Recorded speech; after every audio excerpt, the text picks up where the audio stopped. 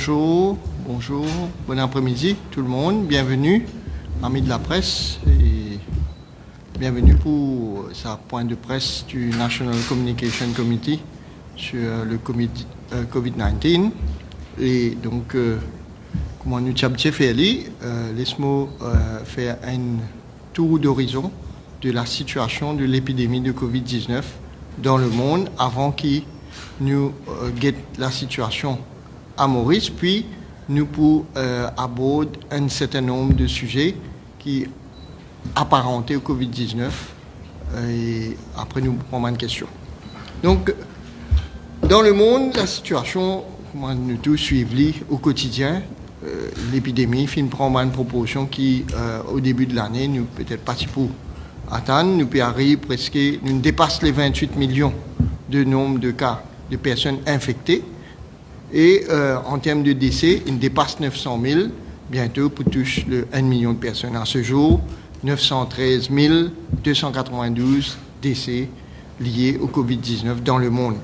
Le pays le plus affecté reste les États-Unis, l'Amérique, donc avec 6 588 000 cas, avec presque 200 000 décès, et l'Inde, 4 559 000 cas, 76 000 décès. Donc deux grands pays qui sont très très affectés. Et en Europe, l'épidémie peut continuer de plus belle. L'Angleterre, 358 000 cas, 41 000 décès. La France, 353 000 cas avec 30 000 décès. Plus près de chez nous, donc l'Afrique du Sud, 644 438 cas avec 15 000 décès, 15 265. Madagascar, 15 624 cas avec 208 décès. Et bien à côté, la Réunion, donc comme on connaît la Réunion, c'est un pays, l'île pas si affectée, sa quantité-là, mais jusqu'à tout récemment, que l'épidémie finit prendre une proportion alarmante, à l'heure qui m'a fait 2510 cas et 13 décès malheureusement dans l'île Sœur. Maldives, 8900 cas. On rappelle que Maldives, c'est un des pays qui, dans l'océan Indien, qui a une économie basée sur le tourisme et qui a ouvert ses frontières et qui commence un hôtel qui est ouvert, qui accueille les touristes et fin gagne une deuxième vague, fin bien refermée et fin gagne dans Maldives 8900 cas avec 31 décès. À Maurice, chez nous, nous comptons en termes au niveau du nombre de cas de Covid-19, 361 cas qui nous fait gagner depuis le 18 mars, donc depuis le début de la maladie. 361 cas. Le dernier cas, c'était le 8. Donc, nous avons 4 cas positifs. Le vol qui est venu depuis Dubaï, c'était un passager qui passe par le Ghana et l'Éthiopie. Donc, 4 cas importés. À ce jour, nous avons 14 cas positifs, 14 cas actifs qui sont toujours hospitalisés. Et ces patients-là sont stables. Et nous avons 337 cas de patients de Covid-19, de patients qui ont fini soignés, traités, considérés comme guéris, qui finiront chez eux. Le nombre de décès est toujours à 10. Mais on rappelle la population que le dernier cas de Covid-19 qui nous fait gagner positif dans la communauté, de un cas local, c'était le dernier, c'était le 26 avril de cette année. Et depuis ça, nous finissons gagner seulement un cas dans une quarantaine, c'est-à-dire de cas importés, mauriciens, qui retournent Maurice, qui voyagent retournent Maurice. Donc, actuellement, à ce jour, nous avons 20 centres de quarantaine opérationnels. Et ça, 20 centres de quarantaine opérationnels-là, il y a 2057 patients dedans. 2057 passagers. En termes de nombre de tests, nous finissons faire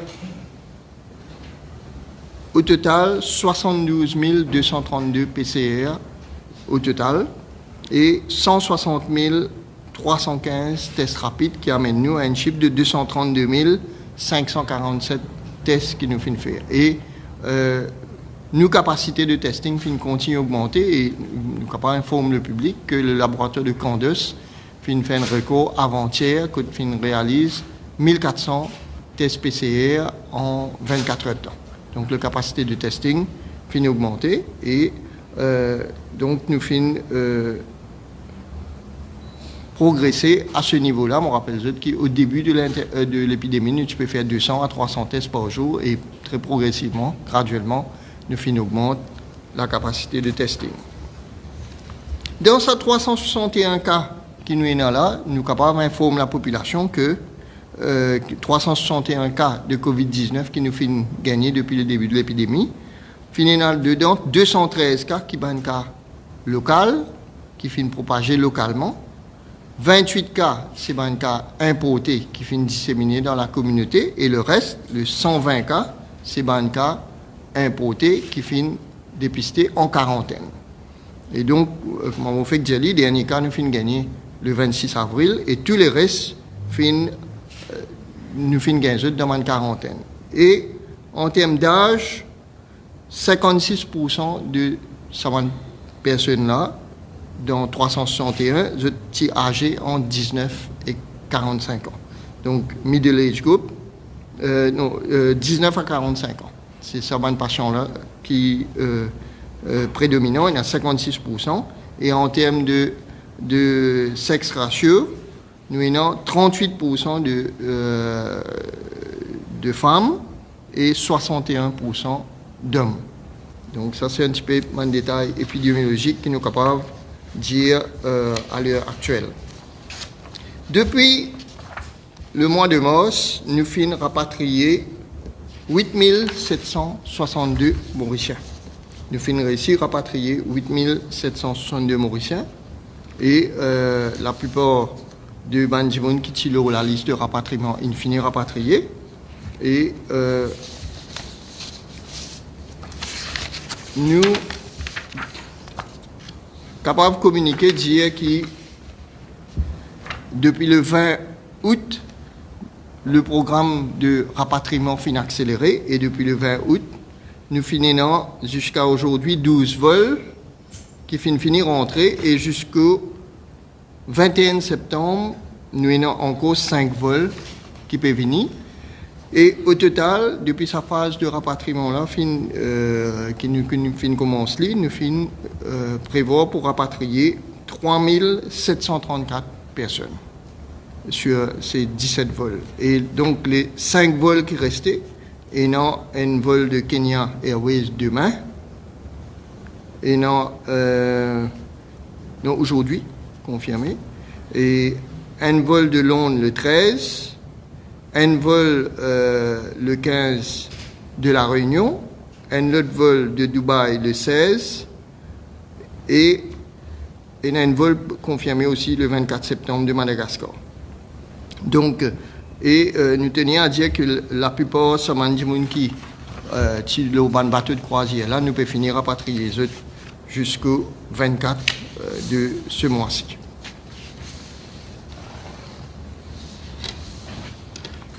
Monsieur, un mot concernant la vaccination. Moi, je tout connais. Je peux suivre un développement. Nous trouvons qu'il y a un vaccin du laboratoire AstraZeneca qui tient en essai,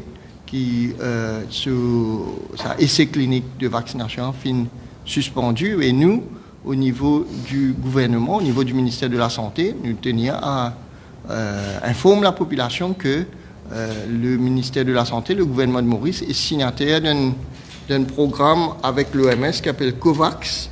Et donc, ça, là, permet l'île Maurice positionner pour bénéficier à travers l'OMS de vaccins qui pour agréer par l'OMS. Donc, une fois que l'OMS pour agréer à un vaccin, n'importe quel laboratoire, si nous connaissons qu'il y a 3 grands laboratoires, Sanofi, Saint-Elabo, AstraZeneca et Pfizer. entre autres, qui finit bien avancé dans l'élaboration d'un vaccin. Et le premier qui l'OMS pour avaliser, donc Maurice, Insecure, un certain nombre de doses de vaccins pour le pays, c'est à travers l'OMS. Donc nous finissons noter personnellement et nous finissons noter qu'il y a finalement commentaires dans la presse et par certaines personnes qui peuvent dire que nous ne prenons aucune disposition concernant la vaccination, mais la signature du COVAX date de quelques mois déjà. Donc nous finissons prendre disposition, mais évidemment, nous ne sommes pas capables d'approcher un laboratoire spécifiquement puisque nous ne connaissons pas qui peut arriver. D'ailleurs, si nous faisons nous avons un problème puisque nous pouvons trouver qu'il y a un programme d'essais cliniques qui peut être stoppé. Donc nous préférons atteler-nous à l'OMS quand un vaccin avalisé, agréé, là nous pouvons faire en sorte qu'il nous puisse un vaccin là à disposition pour la population. De façon générale, nous observons aussi qu'il y a dans la population un relâchement par rapport à les mesures d'hygiène et les gestes barrières. Nous remarquons que dans un lieu public, il y a une force de masque ou je ne peux pas porter correctement. Nous remarquons aussi qu'il recommence à la main, handshaking, il recommence et il y a un contact physique. Et le gouvernement, nous-mêmes, au niveau du ministère de la Santé, et nous tenir à informer la population que il est bien important de comprendre que l'épidémie n'est pas terminée. Même si à Maurice, nous considérons comme Covid safe, l'épidémie, nous avons un virus dans la communauté, nous avons un virus en quarantaine, nous avons 14 cas actifs à ce jour. L'épidémie n'est pas terminée et vu que nous sommes dans une prochaine phase pour beaucoup plus de personnes venant de l'étranger pour commencer à vivre Maurice à partir du 1er octobre, le danger est pour un danger réel. Le danger pour un danger réel, c'est pour ça que nous pouvons faire un appel à la population à nous reprendre les bonnes habitudes, à nous recommencer l'habitude qui nous a adoptée quand l'épidémie peut battre plein dans Maurice. Donc, nous reprendre une bonne habitude au niveau de la désinfection des mains, au niveau port des masques, au niveau distanciation, social distancing, distanciation sociale, et au niveau serment des mains. Bien important, nous pour redémarrer le ministère de la Santé, le gouvernement en général, nous pour démarrer une campagne de conscientisation très agressive, ensemble avec sa phase d'ouverture de nos bonnes frontières, quand on vol régulier pour commencer à venir à partir du 1er octobre. Tout ça, ça fait partie de nos plans. Nous pouvons communiquer et nous pouvons continuer à faire la population comprendre que le danger est plus réel et nous pas les retrouver nous comme dans les autres pays qui finissent ouverts et qui finissent bien refermés après. Et dans sa phase qui peut venir, qui finit annoncée par le gouvernement, et quand nous commençons dans un vol plutôt vol régulier, nous, au niveau du ministère de la Santé, il y a un preparedness plan qui peut préparer dans l'éventualité que l'épidémie redémarre dans la communauté. Et bien sûr, en temps et lieu, dès que le plan est prêt, peaufiné, et nous pouvons communiquer à la population très probablement à partir de la semaine prochaine. Donc, nous avons un preparedness plan que nous pouvons expliquer bien tous les moyens qui nous peuvent mettre en place pour que, si jamais, quand il y a beaucoup plus de personnes qui peuvent venir Maurice, amènent la maladie, mais nous faisons pareil. Nous avons un plan, nous avons un programme et nous avons un moyen maintenant pour qu'ils nous soient capables de combattre la maladie. Et donc, ça qui amène moi au dernier thème qui m'ont développé, c'est-à-dire que sa phase d'accélération de rapatriement de man stranded Mauritians, ça, il peut terminer. Et dans mon dernier vol, on finit dire, le dernier vol qui peut terminer jusqu'au dernier, le 24. Et après ça, nous pouvons aller une phase à partir du 1er octobre, que nous pouvons permettre à tout le Mauricien à travers le monde de pouvoir rentrer au pays. Nous pouvons permettre aussi aux holders de residence permit et occupational permit, Ville Maurice, et aussi un étranger qui peut envie Ville Maurice, mais pour une durée supérieure à 14 jours. Donc, ça 4 catégories du monde là pour capable Ville Maurice et pour une possibilité pour Ville Maurice, pour acheter le billet en ligne, pour réserver l'hôtel en ligne et pour faire 14 jours dans un hôtel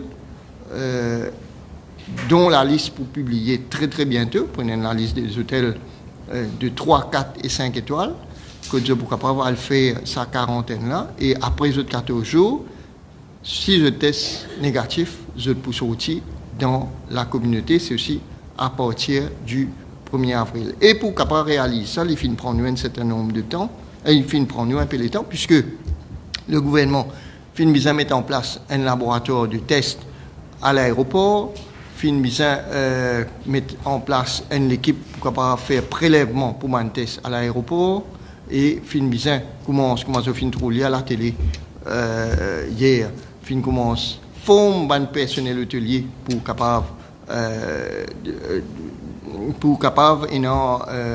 un comportement approprié par rapport à Manjimoun qui sont des hauts de l'étranger. Donc tout ça là, prend sur le temps et qui amène nous à sa phase là. Et sans plus tarder, on vous passe la parole au docteur Catherine Go qui propose la façon qui nous mettre en place le protocole pour qui dans l'hôtel, dans l'hôtel qui pour enregistrer les autres pour capable accueillir ces 4 catégories du monde qui m'ont fait dire là, comment je peux faire pour qui nous faire en sorte que le maximum de précautions est pris en termes d'hygiène pour qu'il n'y ait aucune contamination possible. Docteur Go. Merci, Dr Zoumaï. Donc, le Dr Zoumaï vous a expliqué que cela fait plus de 4 mois que nous n'avons pas de cas de maladie Covid à Maurice et que nous n'avons pas retrouvé de virus, bien que nous ayons fait des centaines, des milliers de prélèvements et qu'environ 15% de la population mauricienne a été testée. Par contre, dans le monde, comme il vous l'a dit également, il y a une recrudescence de l'épidémie de Covid. Il y a des pays qui se reconfinent, il y a des pays qui s'aggravent, comme la Réunion, et nous, on a beaucoup de chance à Maurice. Les personnes, les papas, les mamans peuvent envoyer leurs enfants à l'école sans crainte, ce qui, croyez-moi, n'est pas le cas des gens en Europe. On peut aller travailler tranquillement. Je crois que les Mauriciens et les Mauriciennes ne se rendent pas compte à quel point ils ont de la chance et en même temps ils ont du mérite, car c'est grâce à l'ensemble des actions qui ont été prises et à leur action à eux que nous sommes arrivés à ce résultat. Maintenant, nous sommes dans une phase où, lorsque nous aurons terminé le rapatriement des stranded Mauriciens, c'est-à-dire le 24 septembre, à partir du 1er octobre, nous allons agrandir un peu les possibilités de venir à Maurice. Et donc, il nous faut être très prudents pour pouvoir conserver ce bon résultat, tout en permettant à pas mal de gens de venir à Maurice. Car en effet, le danger vient de l'extérieur. Il ne vient plus de l'intérieur, il vient de l'extérieur. Donc il faut que nous trouvions comment conserver notre bon résultat, faire en sorte d'accueillir les personnes qui désirent venir à Maurice, mais que ces personnes ne contaminent pas ce qu'on appelle la communauté, ça veut dire les Mauriciens et les Mauriciennes. Donc face à ça, nous avons travaillé conjointement avec de très nombreuses personnes, donc beaucoup d'acteurs du privé, du tourisme, de l'hôtellerie, des personnes qui représentent des groupes, le ministère du Tourisme bien sûr, le ministère de la Santé, l'aéroport, je ne vais pas tous vous les citer, pour essayer de faire un protocole, pour pas essayer, nous avons fait un protocole commun qui soit le plus rigoureux possible, de façon à ce qu'il n'y ait pas de pénétration du virus à Maurice. Ça concerne concerne aussi bien l'entrée dans le pays que l'aéroport, bien sûr qu'il y avait déjà des protocoles, mais nous les avons encore peaufinés, nous les avons encore améliorés en fonction de l'évolution des situations. Et maintenant, vraiment, chaque catégorie de professionnels a eu un rappel, ça avait déjà été fait, puisqu'il y a déjà des gens qui rentraient à l'aéroport, mais un rappel de tout ce qu'il faut qu'ils fassent, parce que comme l'a dit Dr Zoumaï, on a tendance maintenant à un petit peu banaliser la Covid, on a un peu oublié, la mémoire est relativement courte, tout ce qui nous est arrivé à nous aussi, parce que c'est vrai que c'était très bref par rapport aux autres pays, mais nous avons perdu, je le rappelle, 10 Mauriciens, et ça doit rester dans la tête de tout le monde. Donc il n'est pas question que ça recommence. Mais le risque existe. Donc chaque personne à l'aéroport a revu ce qu'il devait faire. Nous avons permis d'être encore plus efficaces parce qu'un laboratoire est en train d'être monté, il sera bientôt opérationnel. Nous avons donc ces swabbers qui prennent des échantillons dans le nez avec des réponses que les gens auront en 12 heures. Donc ça va être vraiment très très rapide, ou alors en 24 heures si les gens arrivent au milieu de la nuit.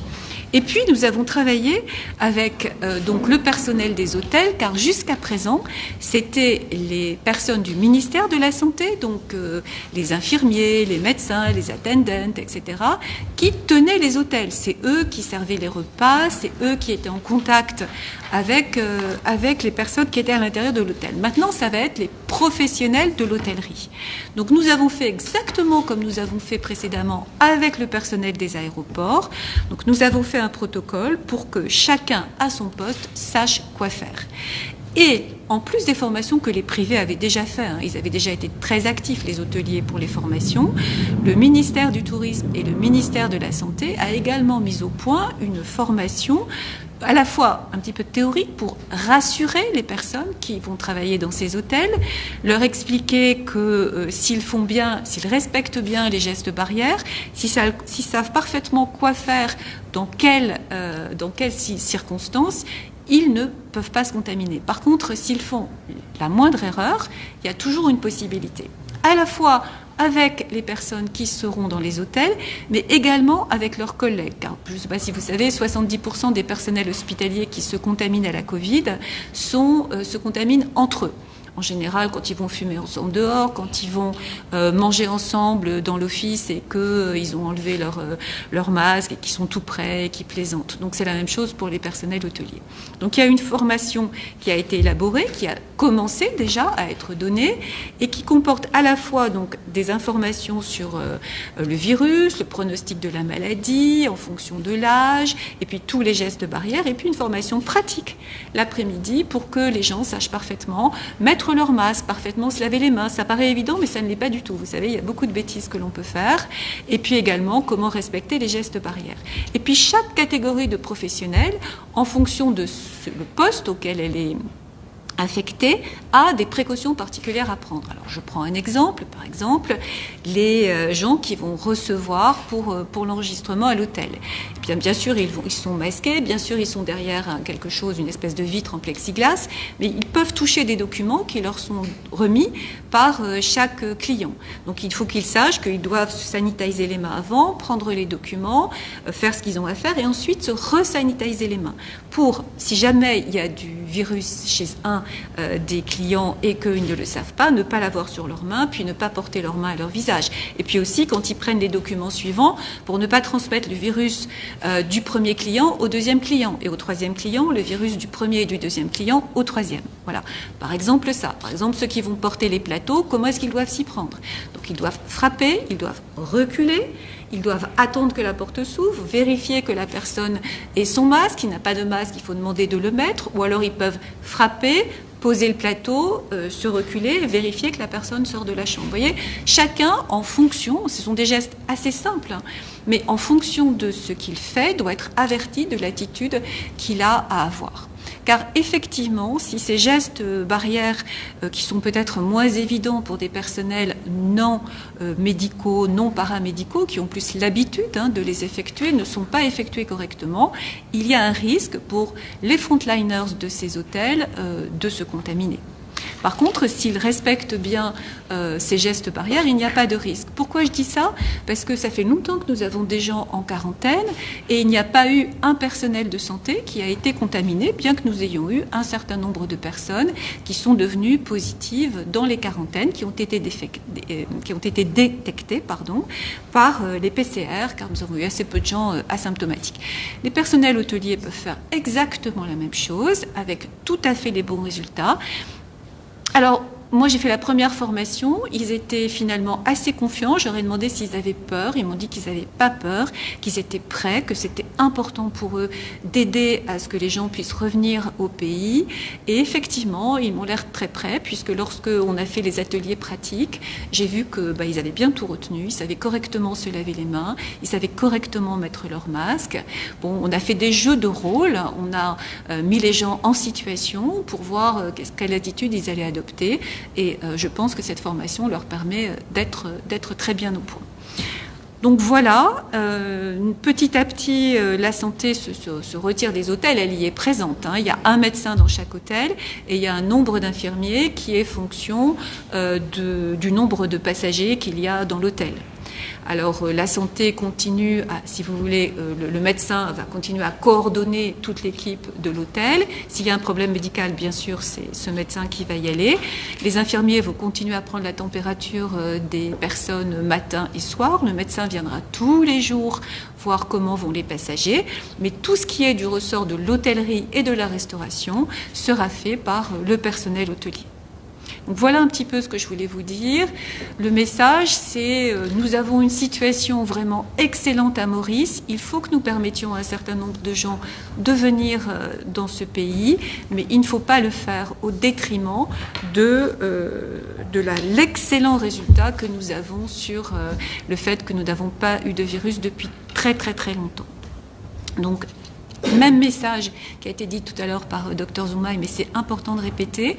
On va donc demander à la population de refaire l'effort, de bien reprendre tous les gestes barrières qu'ils ont tendance à oublier, parce que, une fois de plus, eux aussi, ils doivent participer à cet effort qui est fait pour doucement permettre aux étrangers, aux Mauriciens, enfin pas aux Mauriciens, aux étrangers avec des permis de séjour, avec des permis occupationnels, et à tous les étrangers qui veulent venir à Maurice et qui sont d'accord pour faire cette quatorzaine, de venir dans notre pays. Voilà. Merci Dr Go. Et nous prenons question chez nous par rapport à Covid-19, bien sûr. Il n'y a pas de disponibilité, mais il pour le 200 000. 200 000, un premier.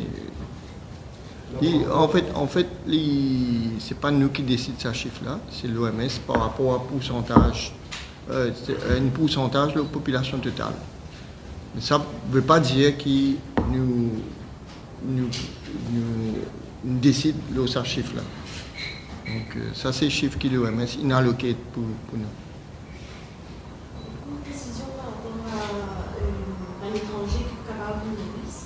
Donc, est-ce que dans tout pays, vous trouvez qu'en Europe, par exemple, aux États-Unis, il y a une connaissance. Donc, est-ce que, par exemple, en France, vous devez faire la CTN au lieu de la quarantaine. Donc, comment ça peut passer? Est-ce qu'il y a des ciblages dans le pays? Donc, en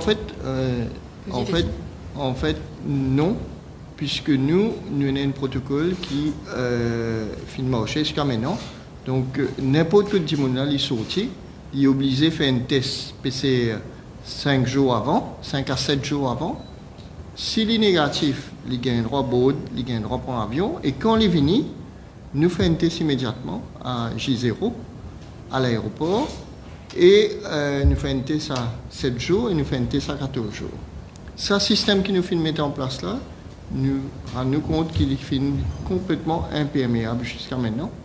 Pas fini, aucun monde qui infecté qui finit capable, qui finit sorti dans la population, dans la communauté. Donc, ce qui fait que nous pensons que le système est bon et que n'importe côté du monde peut sortir. Et bien sûr, il y a des tests. Il y a un screening aussi à l'aéroport de départ. Il y a une prise de température, il y a le personnel au niveau du check-in de get du monde visuellement s'il paraît malade, s'il y a une température, s'il peut tousser. Et il y a un screening qui fait que nous pensons que pour qu'il y ait un monde malade saute de la communauté, le risque est vraiment minimal. Donc, ce qui fait que nous avons le même protocole pour les 189 pays. Oui, j'ajouterais que ce protocole, il est unique au monde. On est les seuls à avoir un protocole comme ça, mais on est aussi le seul pays avec une autre île qui est la Nouvelle-Calédonie à ne pas avoir de cas de Covid. Ça veut dire que ce protocole est efficace. Mais bien sûr, on reste complètement à suivre les actualités scientifiques, les progrès. Et voilà, on n'est pas un jour, il y aura des améliorations certainement. On pourra, grâce aux avancées scientifiques, peut-être arranger les choses, mais on n'en est pas là à cette date aujourd'hui.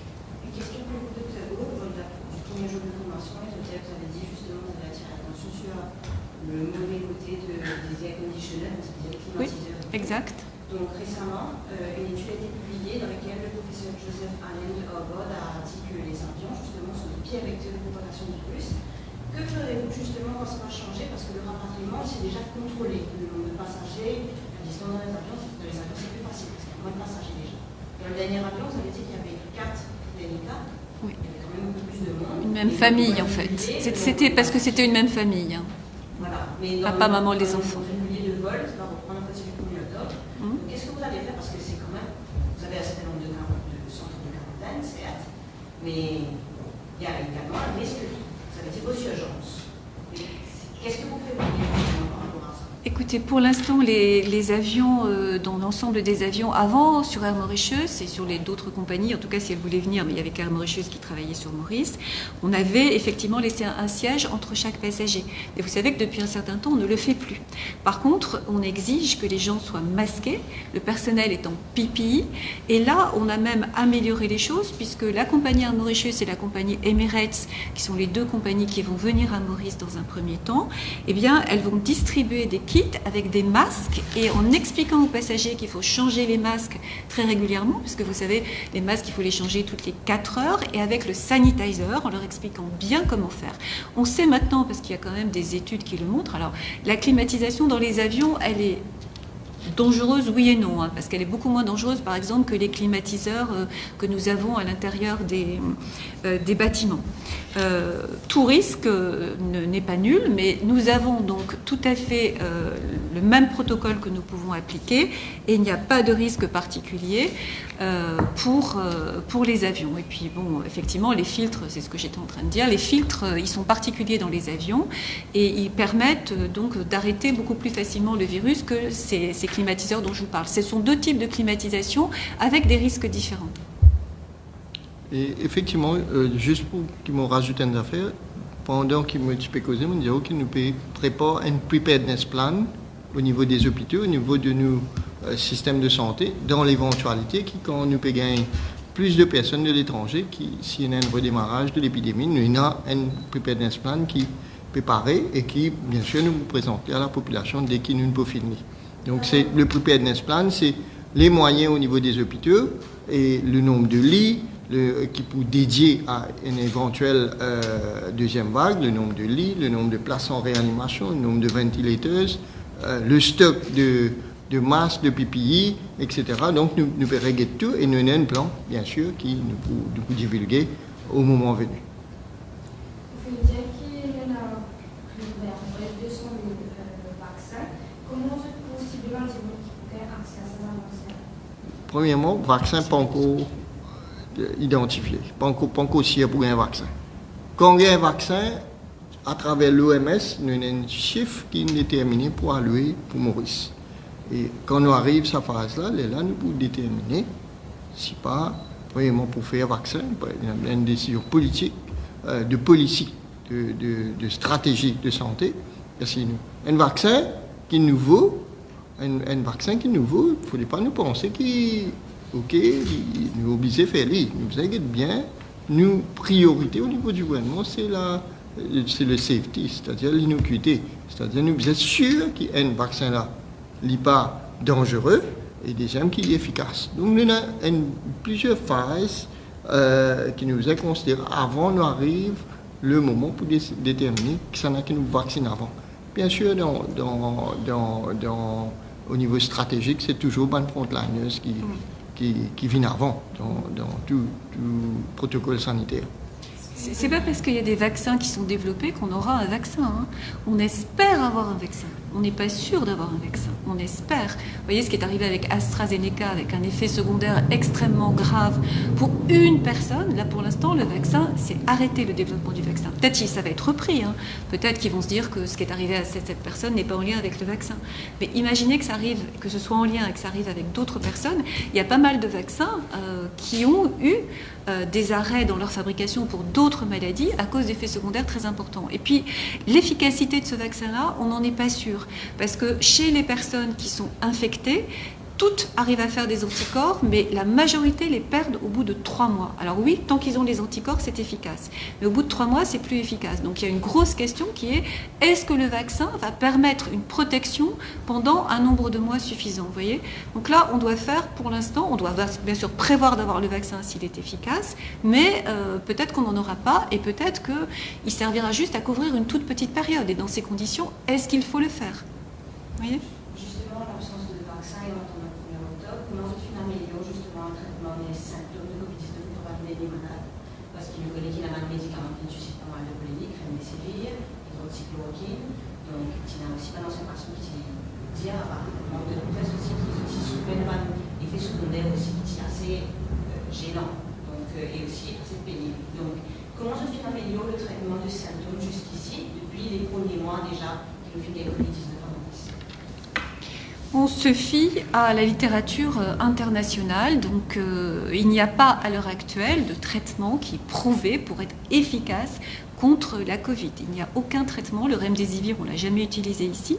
On utilise, si les gens le souhaitent à l'heure actuelle, l'hydroxychloroquine et l'azithromycine.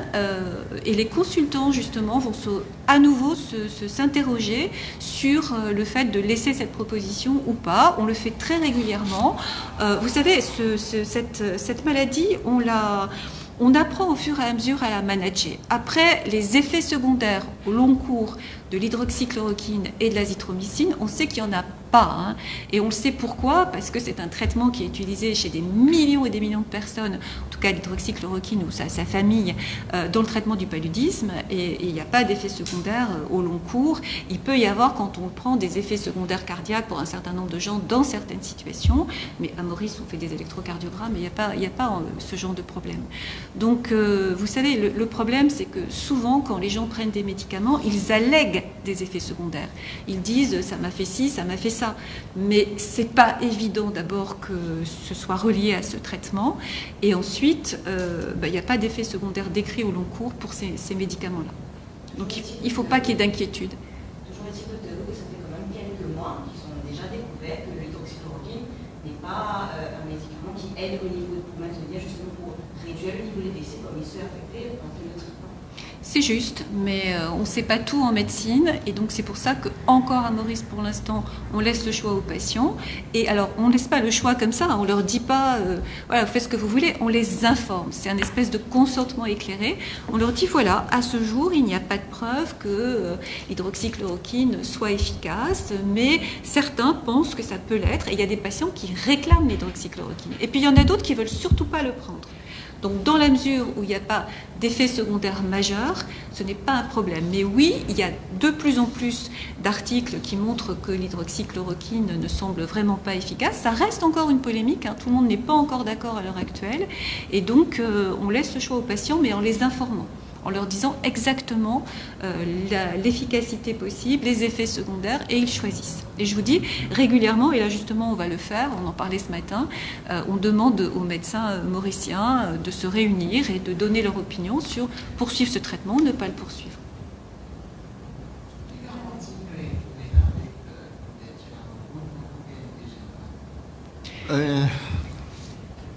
Garantie, nous n'avons aucune garantie, même nous n'avons garantie à 100%. Personne à travers le monde n'a aucune garantie. Mais cette garantie qu'il y a, c'est qu'il nous avons prendre une précaution maximale. Déjà, en fait, qu'est-ce que nous pouvons faire? Nous faisons accélérer le protocole de rapatriement. Déjà, avec l'accélération protocole de rapatriement, en un mois, nous rapatrions presque 3700 personnes. Et là, quand nous arrivons le 1er octobre, nous pouvons dire nous prenons un certain nombre de vols qui pour venir et nous prenons plus de monde qui pour rentrer dans Maurice. Mais nous pouvons faire ce rentrer dans un milieu sécurisé, c'est-à-dire en quarantaine, et qui, dans un milieu sécurisé, je pourrais les temps, éventuellement, si je tiens infecté, développe des symptômes pour qu'ils nous envoient dans un centre de traitement. Et donc, jusqu'à l'air, on vient de dire, c'est un système qui fait une prouverie imperméable, et nous espérons qu'en maintenant la quatorzaine, et nous pouvons permettre tout le monde qui a envie de venir Maurice, et nous pouvons continuer à protéger la population qui, si les gens sont infectés, et ne pas amène l'infection dans la communauté. Justement, est-ce que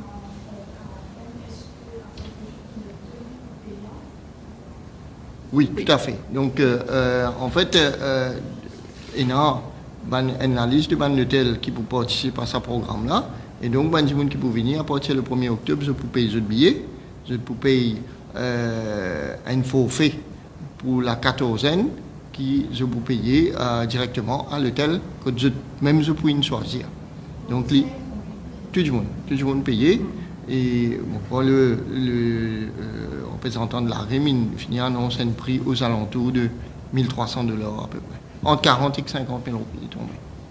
Je rappelle que pendant le confinement, tu préconisais juste de petits conseils à un malade du Covid, quand il est en cause après quarantaine, même après sa quatorzaine, justement, reste que Dieu, passe au petit coin à un certain moment, toujours pas de risque après ça va médecin. Tout risque là, justement, de sortir quarantaine, parce que ça peut payer ce séjour pour un certain nombre de temps, pour sortir quarantaine, j'ai envie pour Maurice, donc est-ce qu'ils devaient prévoir le même Non, une question claire. On dit un malade de Covid, nous disons que reste la case après ce. Si jamais ce test Pardon? positif, à ce moment-là, après sa quatorzaine-là, si la maladie atypique prolongée, non, tant qu'ils sont positifs, ce n'est pas pour sortir. C'est-à-dire que Donc, dans notre protocole, ouais, quand on a des patients qui sont Covid positifs, on fait des tests PCR et ils ne sortent que quand ils ont 2 tests PCR, 2 jours consécutifs ou à 48 heures, négatifs. Donc on est tranquille là-dessus. Il faut savoir qu'une personne qui est asymptomatique, elle est contagieuse pendant 8-10 jours, pas plus. La contagion n'est pas très très très longue. Les gens qui font des formes très très graves, qui sont allés en réanimation, etc., ils peuvent être contagieux jusqu'à 6 semaines. Ou en tout cas, on peut trouver de la PCR jusqu'à 6 semaines. Alors, on est quand même assez prudent. Mais ces patients-là étant graves, ils restent longtemps après à l'hôpital.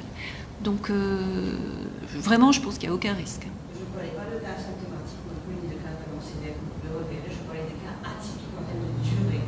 C'est-à-dire la durée où ils peuvent être contaminés, c'est-à-dire contaminer les autres. On a vu certains cas à l'étranger assez atypiques, justement. En fait, une fois que la personne est positive, il n'est plus sous responsabilité de l'hôtelier. Il vient sous la responsabilité médicale, il rentre de l'hôpital, et c'est le médecin qui peut décider quand le moment le plus approprié, qui besoin libérer du monde là, et si le médecin décide que la personne ne présente plus de risque pour la population, alors à ce moment, je te libère. Tant qu'il prend un risque, pareil comme tout le monde, il n'est pas juste pour du monde qui sont à une autre place. Il y a une Mauricien, il est pareil, tant qu'il y a un risque contamine sur l'environnement, le médecin garde à l'hôpital. Je pense que votre question, c'était est-ce que au-delà de la période d'incubation, quelqu'un peut avoir incubé un peu plus longtemps? Et le cas japonais dont vous parlez, effectivement, il y a eu des cas rapportés d'incubation jusqu'à J24, 24 jours après. Alors ça, c'est vraiment quelques cas comme ça, très très très ponctuels. Donc oui, c'est de la médecine, on ne peut jamais dire 100%. Maintenant, c'est vrai que plus de 99%, et largement plus que 99% des cas, on sait qu'en ces 14 jours, il n'y a pas de risque. Mais il y a une différence parce qu'à Maurice, beaucoup de pays font des quatorzaines et puis ne font pas de tests PCR. Mais bon, c'est un peu compliqué à expliquer, mais il y a une cinétique des tests PCR. Et effectivement, si on sort à 14 jours, c'est vraiment encore une fois des cas exceptionnels, on peut, vraiment, ça se compte sur les doigts d'une main à peu près, ou peut-être de 2 mains, on peut effectivement continuer à être en période d'incubation. Mais si on fait un test PCR, les tests PCR, ils sont positifs avant la symptomatologie, au moins 2 jours et demi, 3 jours avant. Donc les tests PCR commencent à être vraiment très fortement positifs avant cette période d'incubation. Donc nous, on a vraiment des risques diminués. Alors peut-être qu'on n'aura pas de chance et qu'on aura le cas où malgré qu'on ait fait le test PCR, une personne est positive. On ne va pas garder les gens 1 mois non plus en quarantaine. Après, je ferai remarquer que normalement, et c'est bien pour ça qu'on le dit, il faut que les gens respectent les gestes barrières. Et si cette personne qui serait encore en train d'incuber, lorsqu'elle est en contact avec les autres personnes, elle a son masque et que l'autre en face, c'est-à-dire le Mauricien, a son masque, personne ne risque rien. C'est pour ça aussi que dans l'éventualité complètement hypothétique où une personne qui aurait pu être un Mauricien aussi, c'est pas forcément les étrangers qui vont se mettre à avoir une période d'incubation au-delà, et ben, se balade dans la communauté mauricienne, si tout le monde le fait bien, ce cas unique exceptionnel ne sera pas contaminant. C'est pour ça qu'on dit attention aux gestes barrières, continuez Mauriciens et Mauriciennes, reprenez-vous là un petit peu et continuons à faire bien attention. Ma question concerne le personnel des établissements hôteliers. Donc, quel protocole sera mis en application vers vos servants puisqu'ils devront avoir un peu de contact avec la communauté par la suite? Comment ça se passe? Alors, pour l'instant, les frontliners, alors d'abord, ils sont vraiment très entraînés aux gestes barrières. S'ils font très bien les gestes barrières, je vous répète, ils ne se contamineront pas, c'est certain. Donc voilà, ça c'est la première chose.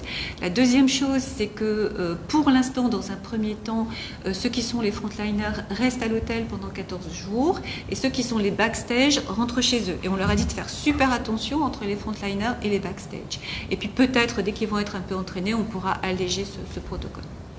Voilà, là ils s'entraînent un petit peu. Une dernière question. Oui, par rapport aux patients vulnérables à Maurice et les proches qui rentrent durant cette période, est-ce qu'ils devront aussi payer les hôtels? Comment ça va se passer? En fait, les patients qui sont sous la responsabilité du ministère vont bénéficier de notre régime, bien sûr. Oui. Ouais. Voilà. Bien. Merci beaucoup. Beaucoup. Merci pour l'attention.